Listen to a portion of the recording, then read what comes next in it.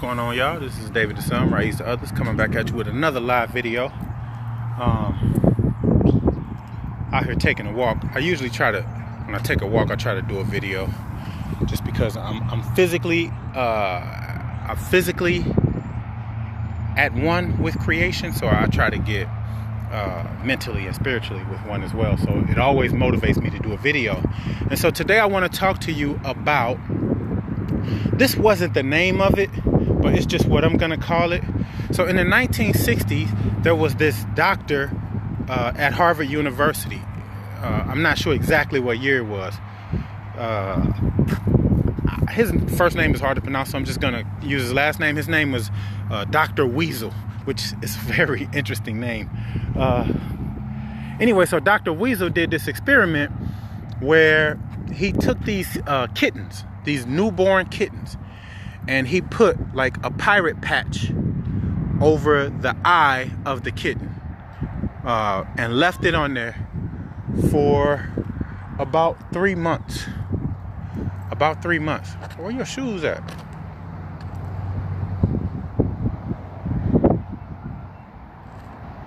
Sorry. A friend of mine told me a long time ago, whenever you see a woman with no shoes on and she looks disheveled, she might be in an abusive situation. So this lady is walking with no shoes on and she looks, she seems okay. Anyway, Weasel put the patch over the eye of the kitten at birth and left it on for 3 months. And then after 3 months, when they took the eye patch on, they did some investigations on the eye, right? And everything was functional with the eye. Everything was functional with the eye. But the kitten was blind in the eye that was covered. And what they discovered is that somewhere in that 3 month period, what's going on with St. John? Somewhere in the 3 month period is the neurons from the eye fire off in the brain. And because the eye was covered and there was no stimulation in that eye, then the neurons for the left eye did not develop in the brain. And so the cat remained the rest of his life blind in that eye. Right? Because the neurons didn't develop. So even though sensory was coming into the eye, it was not connecting to the brain. And so what they realized is that in living animals, that systems come online directly connected to stimulation. Systems come online directly connected to stimulation, right?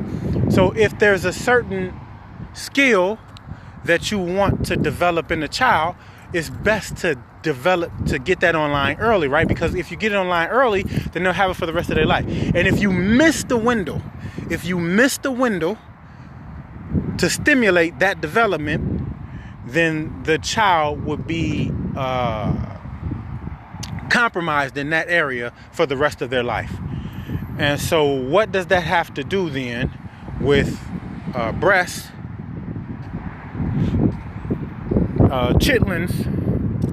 What does it have to do with breast, chitlins, and what did I say? Breast, chitlins, and illiteracy. So the first thing you have to remember, I'll talk about illiteracy first. If you're black, you know this. If you don't know this, you need to know. It was illegal for slaves to read. It was illegal for slaves to read. So for many white people who were equally, I mean, one thing we don't talk about, right, is early Americans were dumb, man. These were dumb Europeans who came over to America, right? They were, I think in the 17th century, the average IQ was like 70. Today, that's retarded. That's considered retarded. So it just lets you know, like, early Americans were dumb, but they had a context where they had the opportunity to learn, grow, and develop. So over time, with each generation, as you add and compound, the IQ begins to grow and grow and grow, right? But your family dynamics, your diet,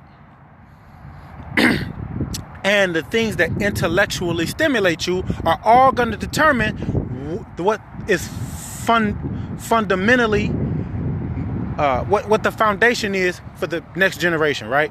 So if I'm smart, then I'm going to read to my kids. That's going to make my kids smart. They're going to read to their kids. They're going to make their kids even smarter, right? This is how not just my brain develops, but when you talk about a transgenerational brain, right? That you have information that is compounding from one generation to the next. But they already know, and this is why you see these people pushing for these free lunch programs, right? Because if children don't eat, they can't learn. And if children eat shitty food, they don't learn well, right? And so that's why I put chittlings in there. So you was forced to eat chittlings, and you was forced not to read, right? So now you behind the 8 ball. You behind the curve. Let's say you behind the curve as far as your development as a human being. Not because of anything you done, right? Because these circumstances were created to hold you back while other people progress. Other people progress at the cost of you. And now what you see is a self-perpetuation of the system that originally held us back. A self-perpetuation of the system that originally held us back. So now they don't have to break up our families. We break them up. They don't have to break up our families. Remember on the plantation, they would break up our families, right? And force us to have these terrible diets and force us into this illiterate context. And so when I talk about the doom of the black family, right? We don't read, and when we do read, we don't read the right stuff. We're not reading the right things. We don't know how to think well. We don't think well. All of this factors into the development of our children, right? That our children are behind the curve because we aren't doing the things that need to be done to facilitate the best possible outcome for the development of our children, right? Breastfeeding stimulates the brain. Children, this already been scientifically tested, right? Children who are breastfed have higher IQs. Children who are breastfed have higher IQs. Children who come from stable family environments have higher IQs. Children who have healthy, natural, organic, and nutritious diets have higher IQs. So we know all the things that are required to develop a generation with higher IQs that will compound a generation of higher IQs, none of which we do. None of which we do. We eat shitty food like we did when we were slaves. We have fragmented families like we did when we were slaves. And we don't read like we did when we were slaves. And so when I say black people are doomed, I'm saying because nothing about our lives has changed since slavery, except the fact that we choose slavery now. And when I say choose slavery, I mean in the sense that our culture is inundated. Listen, and this is not our fault, but it's our responsibility. All those things was forced upon you then, right? All those things was forced upon you then. You didn't have a choice. So you submitted to them for your life's sake, for the sake of your life, right? Because, listen, if you don't live, none of this don't even matter, right? If you don't live, none of this even matters. So we chose life. But what we haven't chose is living. Because we still have a slave mentality. And I hate to even use that concept because it's been so overused. But the reality is that's the way of our life, right? And when you find black people who are well off, who are better life, you find those things. They have intact families, they have nutritious diets, and they have a context of literacy. One of the things about my ex-wife that I loved about her is that she read to the kids every night. And when she didn't read to them, I read to them. So our kids got read to every night at bedtime, right? Before that, that's like the tradition of our family was at bedtime, we read to the kids, right? And that makes their brain develop to reading. And then the last thing I want to say before I close this video out is just remember from the beginning I talked about the development of the brain and how it's contextualized, and the time is contextualized. Hold on, guys. Hey, I'm doing a video. A live Facebook video. Yeah. You in my video now. I'll see you. No. Sorry, guys.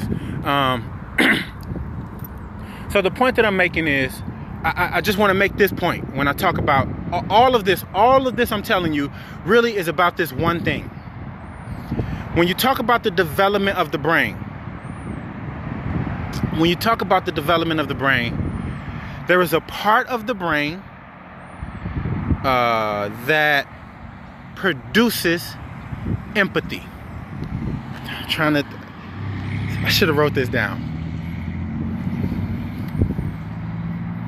It might be the amygdala. I may be wrong. I'll have to look that up, and I'll post it later if I am wrong. I think it's the amygdala. Anyway, there's a very small part in the back of the brain. It's very small, but if it's not properly developed, your ability to be empathetic is compromised. Your ability to be empathetic is compromised. And so there are circumstances in how we relate to one another as male and female that maximize the potential of our children's empathy. Now, I need you to remember this. I told you 67% of black children will not see their parents' relationship last past the age of 2. Last past the age of 2. I'm not sure what the timing is on the development of that part of the brain that where empathy is developed, right? But so what I'm saying is, we have relationships that don't develop empathetic people that get in relationships that don't develop empathetic people. You want empathetic people? We got to make our relationships work. And I'm not talking about make our relationships work in a sense of we got to stay together. Like, no, I'm not talking about just staying together in a bad relationship. That's not what I'm talking about. What I'm talking about is we have to be knowledgeable about the things that are best for myself, for other, and our context, right? The 3 stages of reality: self, other, and context. What's good for me, what's good for my partner, and what's good for the context that's going to nurture both me and my partner and my children. And we have to be mindful of that, right? We have to be mindful of that. Because if you don't, people be asking questions like, I don't know what's wrong with people. Why people ain't positive? Why people negative? Why people this? Why people that? And I'm telling you, it's like asking why the cactus grows in the desert. Why the oranges grow in Florida. Right? Like, everything is a result of its context. Everything is a result of its context. Thank you, bro. I appreciate that. It is the amygdala. So it's the amygdala where empathy is formed. But it has to be developed by stimulus. What is stimulus? A loving familial environment. A loving family produces empathic people. And that ain't what we have. That's why 87% of our families break up, because we have narcissists, psychopaths, sociopaths, bipolar. Like, we have all the mental health disorders. We're full of them. And so our children don't have a context. Because, and here's why. And then I'm going to close this out. Here's why. So, our genetics happen at 2 levels, right? Whenever a child is conceived, it is developing on a primal platform, meaning it's going to get a heart, it's going to get lungs, it's going to grow legs, it's going to grow eyes, it's going to grow... All these are primal, right? All of these things are going to grow. But in order for their full potential, right, the context in which the development has happened is going to determine what you get in the offspring. So what I'm saying is, if a child is born in a context where empathy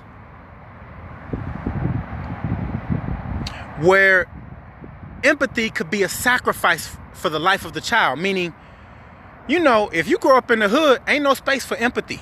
You will get eaten alive. You'll get eaten alive in the hood. It's like if you, and I hate to use them as an example. I probably should. I'm gonna do it anyway. Let's say if you're a Palestinian child, the context in which they are being developed is not a good context to create empathetic human beings, right? And so there's a cycle over there where you gotta be hard. You gotta lack sympathy and empathy and all the soft virtues. You gotta lack those. Ain't no space for kindness in the hood. Ain't no space for kindness in the hood. So during the process, even in the pregnancy, even in the development of the child, you can't be soft. You can't be weak. You can't be vulnerable because you'll get eaten alive. And all of that is going to help you to survive, but it's not going to be beneficial to your relationship structures. It's not going to be beneficial to your relationship structures because relationships need vulnerability. Relationships need kindness. Relationships need empathy. Children need that. 90% of black people, 9 out of 10 black people hit their kids. You're not developing empathy. You're not developing empathy. You're developing a narcissist, a person who has no consideration for other people whatsoever. They do what's best for them at all costs because that's what their context told them. That's the only way they're going to get something out of this life, is to forget everybody else. And I hear and I watch and I see people post this all the time. I don't trust nobody. Damn, bro. You don't trust nobody? Like, if you don't trust nobody, you live in a context devoid of love. If there's nobody you can trust, you live in a context devoid of love. And if you live in a context devoid of love, ain't no empathy for kids, ain't no empathy for women, ain't no empathy for men. It's all lost because you trying to survive. And then I'll say this one last thing, and I know I said this like 3 times already. I saw a post recently where somebody said, are your relationships based on survival or love? And I'm saying, in the context of survival, we got to be psychopaths. In the context of survival, we got to be psychopaths. Ain't no love for these hoes. Ain't no love for these niggas. Right? We're not trying to connect with other people. We trying to get what we want. So our sexual urges, our financial urges, everything, we just trying to get it however we can get it. And we don't care about nobody else but ourselves. And then you're going to go have kids. You going to have kids. With that mentality, with that line of thinking, with nobody you can trust, with nobody that you can depend on in your context, you going to have kids. And I'm telling you, you raising psychopaths. And you don't know it, right? Because people don't really know what psychopath is.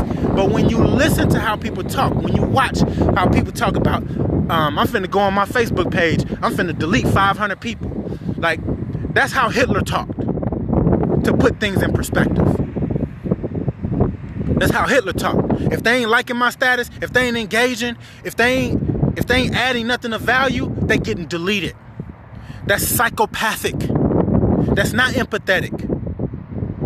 I have a very low standard for accepting people on my page. Very low standard. There are some people I don't accept their friend requests because they're gonna be offended by what I say, and I don't wanna hurt people's feelings. But I'm a truth teller, man. I tell the truth, and I don't care what it is. And I did a video about the truth already, but I'm just saying, like, I friend everybody, and I don't delete people unless they get, like, they have to get severely out of pocket. People challenge me all the time as people come on my page, every status I post and against me. And I need the antagonists. They sharpen my skills. So I don't get mad at them. But nevertheless, I have to tell the truth according to the knowledge that I have, and I continue to increase my knowledge so I continue to fine-tune the truth, right? Because as I get older, I'm supposed to get wiser, and you get wiser with more information and making these connections.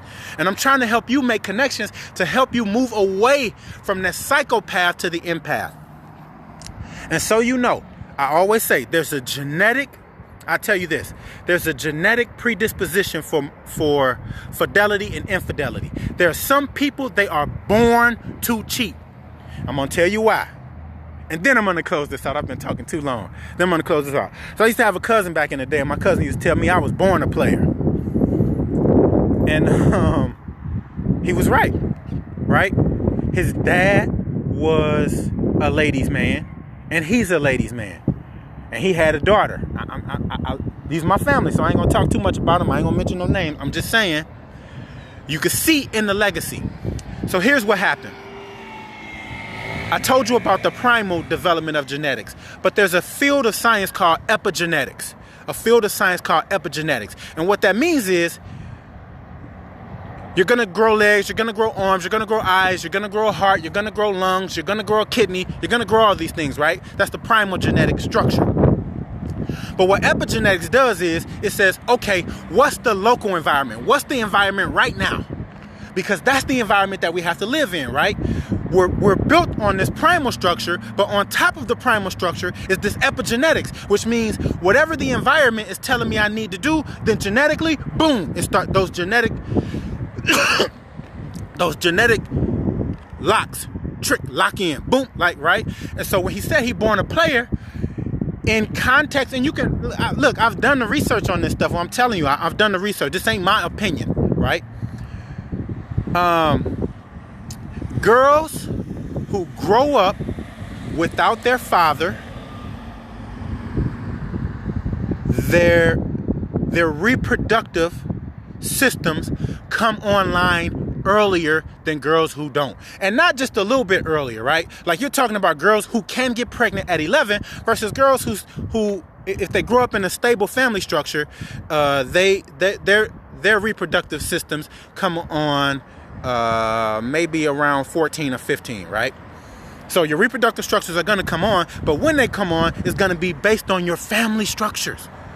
Black girls' reproductive systems come online earlier than most American girls.